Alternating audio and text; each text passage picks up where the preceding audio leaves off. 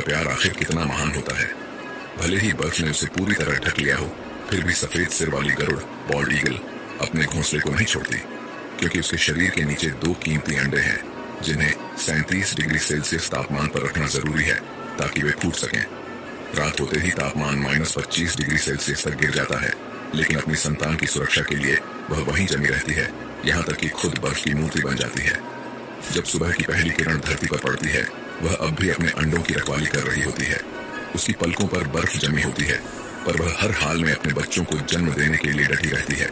आखिरकार मेहनत रंग लाती है। उसके शरीर के नीचे से अंडे के टूटने की आवाज आती है। छोटा बच्चा अपनी चोंच से खोल तोड़कर बाहर निकल आता है। यह उसका पहला मौका होता है जब वह दुनिया देखता है। 3 दिन बाद दूसरा अंडा भी फूट जाता है। शुरुआती दिनों में वे हर दिन अपने शरीर के वजन का आधा मांस खाते हैं, इसलिए मां को लगातार शिकार करना पड़ता है ताकि दोनों की भूख मिट सके।